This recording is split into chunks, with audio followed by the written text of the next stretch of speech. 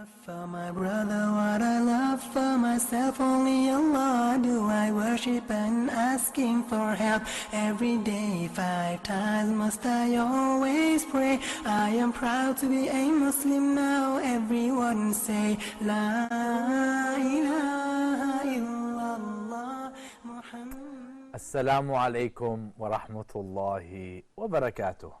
May Allah's peace, blessings, and mercy be upon you and your families and your neighbors and your friends, and may Allah keep giving you. You know, my dear brothers and sisters, we've been together for several episodes, and for me it's been great. It's been wonderful. An opportunity to join you in your journey of building this strong structure of help, helping yourself, helping others. Scaffolding we spoke about. Step by step, step by step. It takes time. Today's episode is about attitude. Attitude is everything, we're saying. Attitude is everything. Could you imagine somebody approached you for help? You had a negative attitude. Can you imagine if you thought to yourself, no matter what you do, you can't change your problem? What do you think is going to happen to your behaviors? Now, keep in mind, some problems are extremely difficult to change. Extremely. But something that I've learned from working in a youth prison with youth who have committed murder, rape, serious habitual offenders, some on a clear path to becoming a career criminal, some major signs of psychopathy. That's when we say psychopath, incurable. But I learned something from my supervisor there. I was training, I was learning, I was building my own skills with some of the most severe issues, pathology, you name it, it's all there. And I learned nobody's perfect, but nobody's hopeless either. Some are really, really, really close, but nobody's hopeless. That's the attitude of a helper. That's the attitude of a Muslim. You always have to have hope. Am I correct? If I was to ask you, give me a verse in the Quran that contributes to the concept of having hope, every single one can answer. There's several. When we talk about hope, ar-raja, we hope. And hope is a thought process, along with an emotional process, along with a spiritual process. And it all impacts our behaviors. Because if you have the right attitude, you're going to be on the right path to achieving your goals. You know, we've been talking a lot about micro skills, dealing with individuals, relationship building, husn al-khuluq and husn al-dhan, good opinion. I'd like to just take a moment and be grateful to Allah subhanahu wa ta'ala. To be grateful to Allah. We have husn al-dhan with Allah subhanahu wa ta'ala. There's a khuluq, a relationship, manners that we should have with Allah the Almighty. A lot of times we forget that. Listen to this verse. وَإِذَا سَأَلَكَ عِبَادِي عَنِّي فَإِنِّي قَرِيبٌ. And if my servant asks you concerning me, okay? So think of the context of this verse. Now, there's a lot of scholars and speakers who do a wonderful job of explaining the tafsir. For me, I just want to remind you to go out and listen. Hear, what is the tafsir of this ayah? And if my servant asks you concerning me, God, Allah the Almighty, communicating with the Prophet Muhammad sallallahu alayhi wa sallam with this verse. And if my servant, you, every single one of us, is a servant of Allah, whether we like it or not. If my servant asks you concerning me, so you're asking about Allah subhanahu wa ta'ala. What is Allah subhanahu wa ta'ala's response? فَإِنِّي قَرِيب. I am near. Nothing between you and Allah subhanahu wa ta'ala. Nothing between you and Allah subhanahu wa ta'ala. That's the attitude. Allah is always near. But why is it that sometimes we feel that Allah is far away from us? It's because of our attitude. We've disconnected from Allah. Allah is always near. That's not going to change. فَإِنِّي قَرِيب أُجِيبُ دَعْوَةَ الدَّاعِ إِذَا دَعَانِ. I answer the call. What you're asking for Allah, Allah's answering. If you ask. So we got to think about the attitude of asking for help from Allah. فَلْيَسْتَجِيبُوا لِي وَلْيُؤْمِنُوا بِي لَعَلَّهُمْ يَرْشُدُونَ. So let them listen to my call. What is Allah subhanahu wa ta'ala's call? To you, in your daily life, what is Allah subhanahu wa ta'ala's call? What are the things that you need to be doing that you're not doing? And what's blocking you from doing it? What's blocking you from enjoying life? From being comfortable? From having peace in life? From increasing your resources? What is preventing you from that?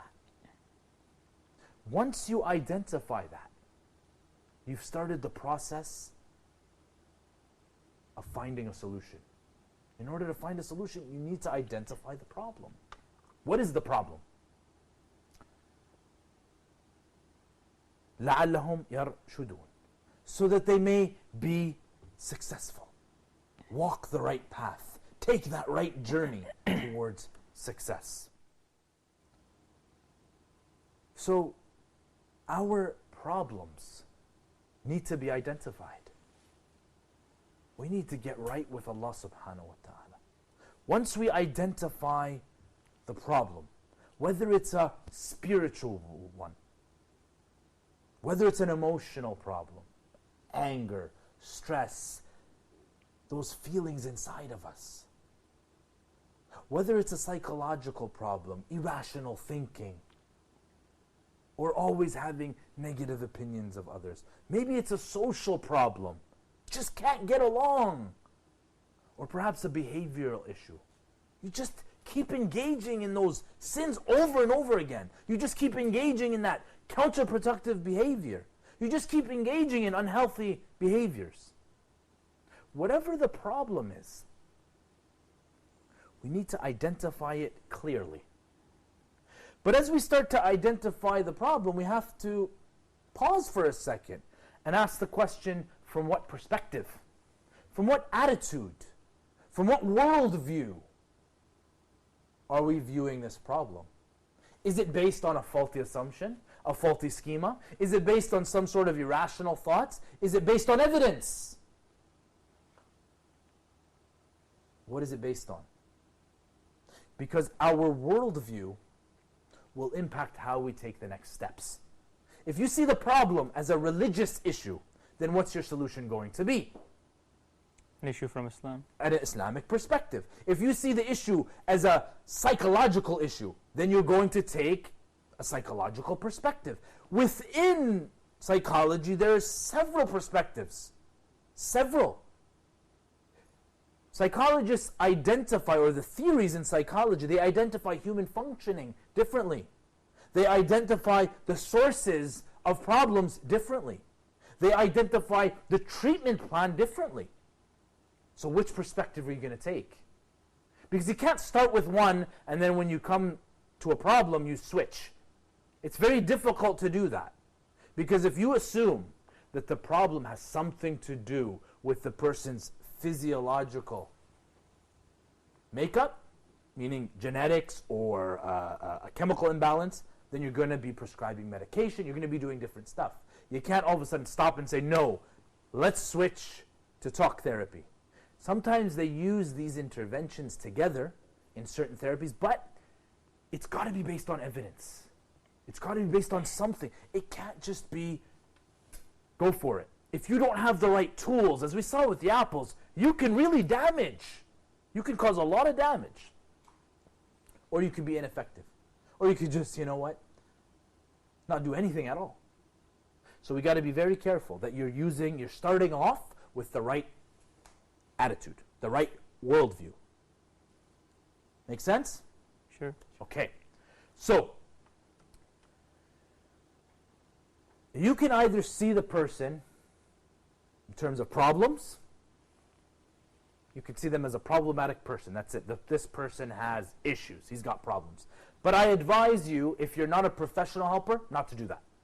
I advise you to take a solution-focused approach, where you're focusing on the person's strengths. You're trying to identify their strengths rather than their weaknesses. Because even drug addicts are not drug addicts 24 hours a day. People are not an embodiment of their problem. They have behavioral issues, emotional issues, psychological issues, spiritual issues. But individuals, people are not evil.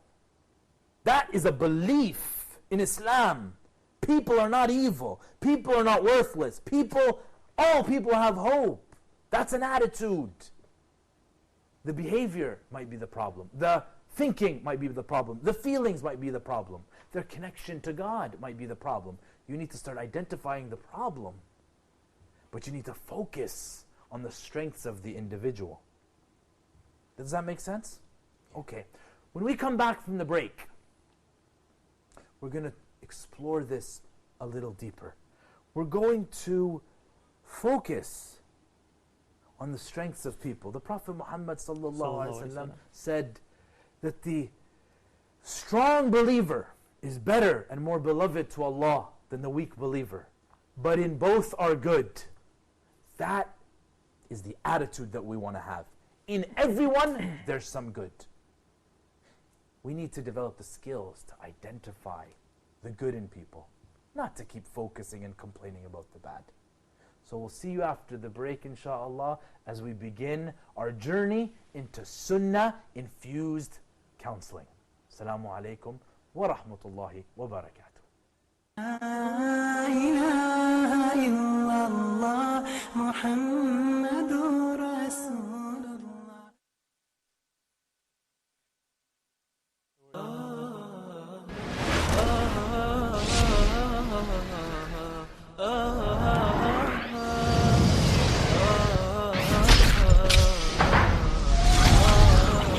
Why does Islam say, cover the, what is the purpose of our lives? When you go to the grave, the believer will be asked 3 questions. How many, destruction of marriages, of society, of family ties have come because of statements made on someone's tongue, by what someone has said. What Sharia really is, think about it. But we want you to think about it. Think about life. Think about your purpose in life. Think about the creator of this earth we live in. Think about how you should worship this creator and who this creator is. That's our aim behind this show here on Huda TV. Let's focus on what Islam itself says as a legal Islamic religious system.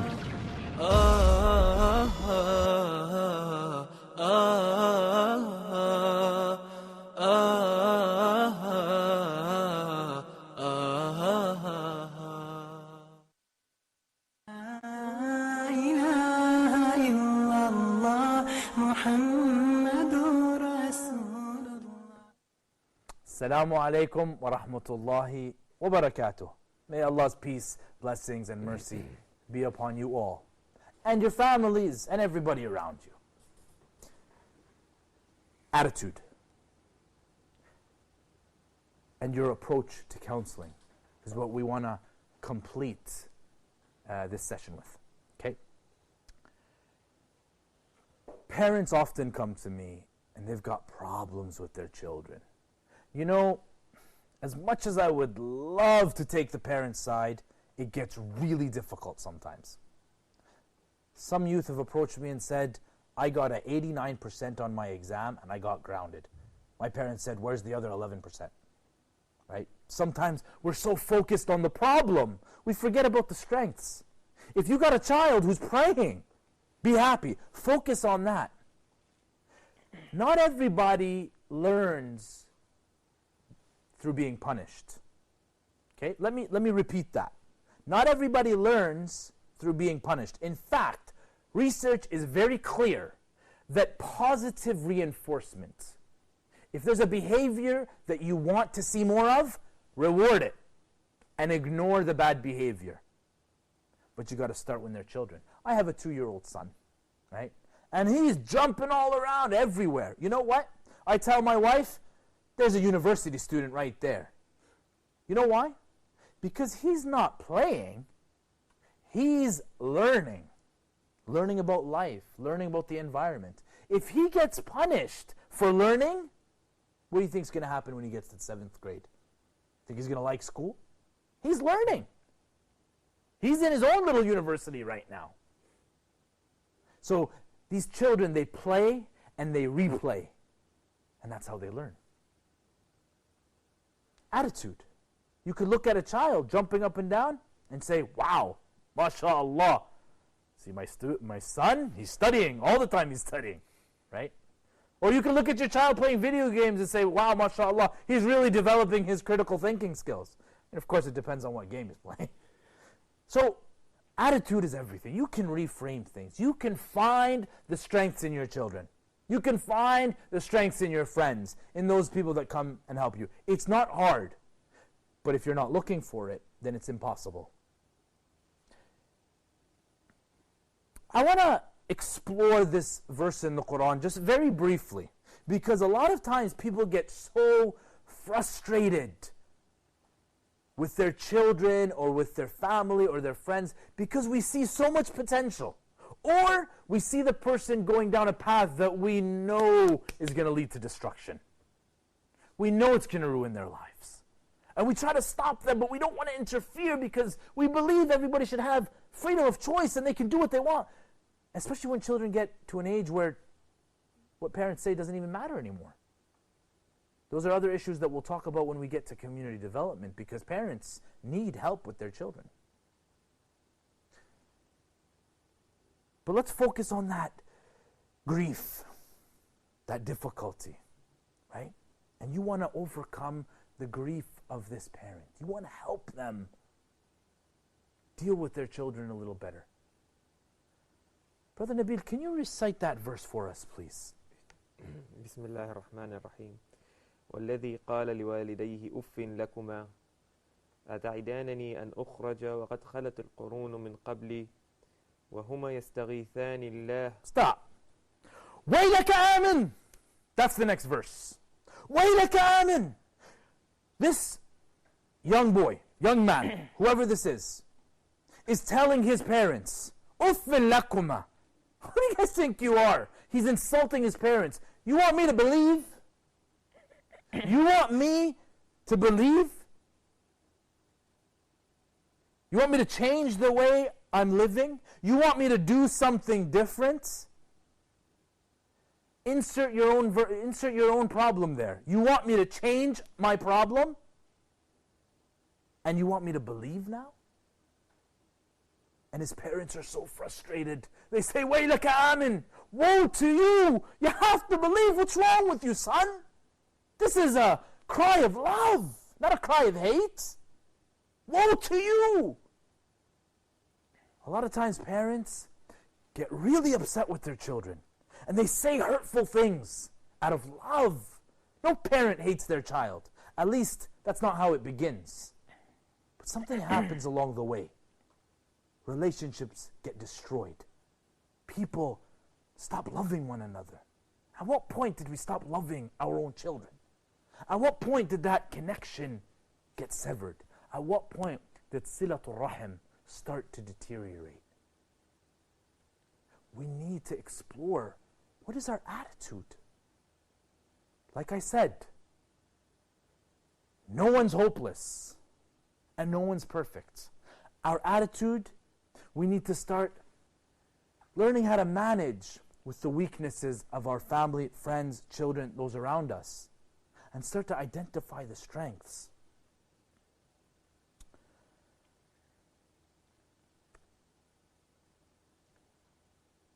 A lot of times we have something called cognitive distortions.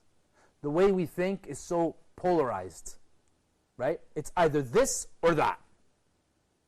Either you pray 5 times a day, you pray Qiyam Layl, you do everything and you obey us and you listen to everything we say, or else you're a bad son. You've set the expectations so high, it's going to lead to inevitable disappointment. Rather, we should start thinking more rationally. Know that Allah subhanahu wa ta'ala is all forgiving, because we always make mistakes. A lot of times when we think all or nothing, either or, we forget that there's other options, right? It's either 0 or 100%, when in fact neither one of these exists. Al-kamalu lillah, the perfection is only for Allah. Only Allah is perfect, subhanallah. And nobody's hopeless. This is the attitude of the believer. When we think only in either or, we forget that there's a both and. And just the other day, I was talking to a beloved uncle, and he said, no, you know what? Most of us are neither nor. We don't have this or this. That's a purely pessimistic attitude. An optimistic attitude is to believe that there's options, there's strengths. There's a quick story that I heard many years ago by one of these really amazing shuyukh that are able to be unique in their delivery and also have specialized knowledge. They're an expert in what they're talking about. And he told us a story about the difference between a pessimistic child and an optimistic child. The story goes like this. They put these 2 kids in 2 different rooms. Now this girl is optimistic about everything. She sees the good in everything. The boy, pessimist. He's a sinner. He sees the bad in everything. They thought, you know what? Let's try an experiment. They put the boy in a room full of toys. Okay? I mean full of toys. Toys that he likes. And they put the girl in a room full of manure. The windows were open, don't worry. There's no unethical practices here. They left them for a little bit and then they came back. They come to the boy, sitting there, in the middle of the room. He didn't even touch a single one of them. They said, okay, khair, what's wrong? He says, there's so many toys, I didn't know which one to play with, I didn't choose any. Okay. Then they go to the girl. She's jumping up and around, she's laughing. In her mind, something's going on. They say, whoa, you're in a room full of manure. What's going on? She says, with all this evidence, there's got to be a pony somewhere. Optimistic, pessimistic. And we can see that in people. We can see that very often. Allah subhanahu wa ta'ala says, قُلْ لَن يُصِيبَنَا إِلَّا مَا كَتَبَ اللَّهُ لَنَا. Nothing will happen to us that Allah hasn't already written. See, people are not disturbed by events. They're disturbed by the perception of that event.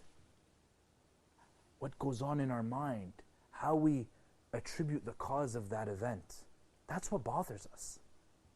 Allah subhanahu wa ta'ala says, وَلَنَبْلُوَنَّكُمْ بِشَيْءٍ مِّنَ الْخَوْفِ وَالْجُوعِ وَنَقْصٍ مِّنَ الْأَمْوَالِ وَالْأَنفُسِ وَالثَّمَرَاتِ وَبَشِّرِ الصَّابِرِينَ. You're going to be tested. There's going to be fear. There's going to be loss. You're going to have anxiety, stress. You're going to have problems. But give glad tidings to those who are patient. Those who, when a calamity approaches and they say, Inna lillah wa inna ilayhi raji'un. You know, there's a final story that I'd like to end with.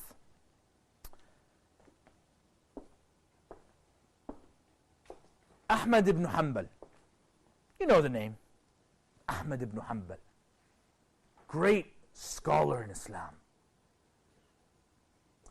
He used to travel a lot.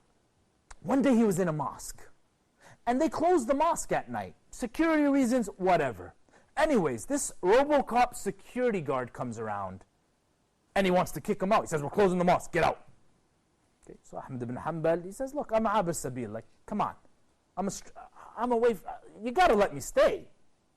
Now remember, there was no Facebook or Twitter. They couldn't check online, Google his name and say, oh yeah, you're Ahmad ibn Hanbal. They couldn't do that, you know that. But Ahmad ibn Hanbal didn't say, do you know who I am? His attitude was different. So he says, fine. The security guard says, no, get out. So Ahmad ibn Hanbal goes and sits on the stairs. Security guard comes around, sees him on the stairs. Didn't I tell you to leave? Drags Ahmad ibn Hanbal by his foot into the street. Literally drags him into the street. And imagine one of the greatest scholars in the middle of the street, dragged by his foot by a security guard. A baker sees this, and he goes, dusts off Ahmad ibn Hanbal, picks him, brings him to his shop. He's a baker, so he's working all night. He says, you know what? You could spend the night here. Still, Ahmad ibn Hanbal doesn't say, I'm Ahmad ibn Hanbal, get my agent on the line. He's grateful. Attitude, attitude, attitude. The baker starts to work. And the baker continuously, subhanAllah, he's constantly remembering Allah. All night. All night he's remembering Allah. And so, Ahmad ibn Hanbal asks him, he's amazed. He says, how long have you been doing this for? How long have you been remembering Allah? Man, you're going long. He says, since as long as I can remember. And so Ahmad ibn Hanbal asks, is there anything, are you receiving something special from Allah subhanahu wa ta'ala? The man says, I've never asked Allah for something except that He gave it to me. Let's pause there for a second. Sort of like our lives. Most of us have received everything we want from Allah subhanahu wa ta'ala. But our attitude, not there. And so, he says, except for one thing. Except for one thing. To see Ahmad ibn Hanbal. Next episode, we'll continue with this story. But remember, my dear brothers and sisters, attitude is everything. Assalamu alaikum wa rahmatullahi wa barakatuh. I only love for my brother what I love for myself. Only Allah do I worship and ask Him for help. Every day 5 times must I always pray. I am proud to be a Muslim now. Everyone say La ilaha